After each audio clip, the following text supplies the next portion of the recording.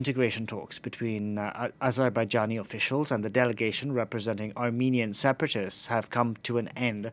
The discussions were part of a peace agreement which was clinched yesterday and was mediated by Russian peacekeepers. Now, it came after Azerbaijan launched a 24-hour military operation in Nagorno-Karabakh this week. For more on this story, we can go across to Lisa Kamenov standing by in Yerevan. Lisa, good afternoon.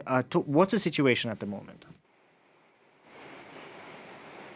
Good afternoon, Delano. So, as you just mentioned, the negotiations between the Azerbaijani representatives and the Armenian representatives in the Azerbaijani city of Yevlakh have come to an end. But as they've come to an end, we are hearing from local media that there is total panic at the moment in the de facto capital of Nagorno-Karabakh, Stepanakert, as reported shots have been heard in the city centre, and a lot of civilians are being urged by the local authorities to find shelter.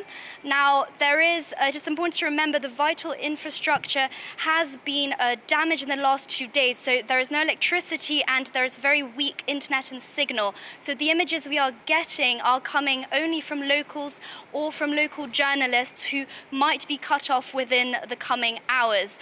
But from what we're understanding at the moment is that the ceasefire agreement, which was mediated on Wednesday, has not been respected, and Azeri troops are firing in the city centre of Stepanakert. Now, the evacuations have continued. In the last few days, they've managed to evacuate 10,000 civilians and relocate them in different villages around the Nagorno-Karabakh region.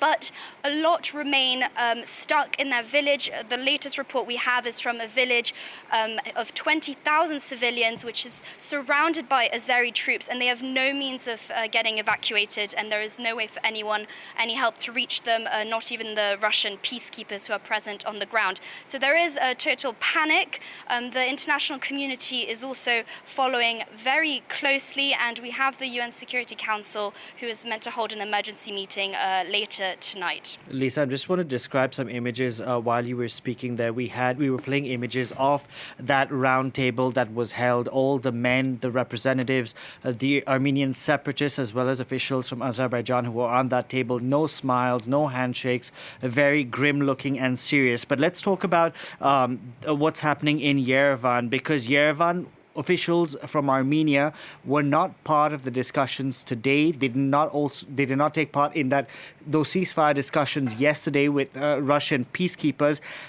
Nevertheless, there is still this anger where you are in Yerevan towards the government there.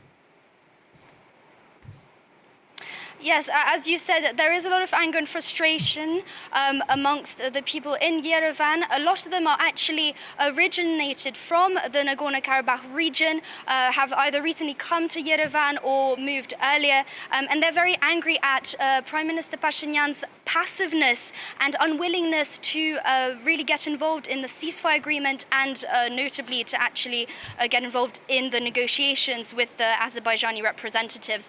So as you said, yesterday and the day before, there were some severe clashes with police, a lot of protests happening on Yerevan's main square, Republic Square, outside the government offices.